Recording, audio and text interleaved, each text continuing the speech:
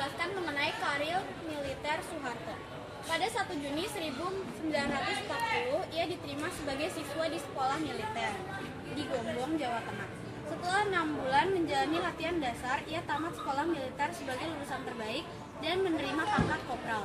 Ia terpilih menjadi prajurit teladan di Sekolah Bintara Gombong serta resmi menjadi anggota TNI pada 5 Oktober 1940. Ia bergabung dengan pasukan kolonial Belanda KNIL. Pada saat Perang Dunia II berkecamuk pada 1942, ia dikirim ke Bandung untuk menjadi tentara cadangan di Markas Besar Angkatan Darat selama seminggu. Setelah berpangkat sersan tentara KNIL, ia kemudian menjadi komandan peleton, komandan kompi di dalam militer yang disponsori Jepang yang dikenal sebagai tentara peta, komandan resimen dengan pangkat mayor, dan komandan batalion berpangkat letnan kolonel.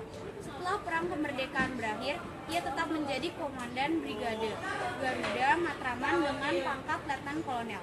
Ia memimpin Brigade Garuda Matraman dalam operasi penumpasan pemberontakan Andi Aziz di Sulawesi.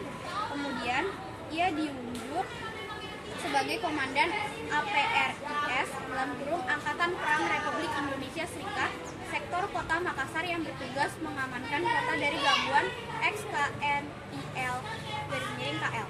Pada usia sekitar 32 tahun, tugasnya dipindahkan ke markas divisi dan diangkat menjadi komandan resimen infanteri 15 dengan pangkat letnan kolonel. Pada 1 Maret 1953. Pada 3 Juni 1956, ia diangkat menjadi Kepala Staf Panglima Tentara dan Teritorium 4 di Ponegoro di Semarang. Dari Kepala Staf, ia diangkat sebagai Pejabat Panglima Tentara dan Teritorium 4 di Ponegoro. Pada 1 Januari 1950, pangkatnya dinaikkan menjadi kolonel. Pada 1 Oktober 1961, jabatan rangkap sebagai Panglima Korps Tentara 1 K2 Cadangan Umum AD yang telah diembannya ketika berusia 40 tahun bertambah dengan jabatan barunya sebagai Panglima Kohanudat Gandrung Komando Pertahanan AD.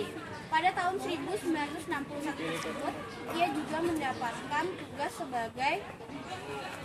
sebagai atase militer Republik Indonesia di Paris, Prancis, dan Bonn, Jerman.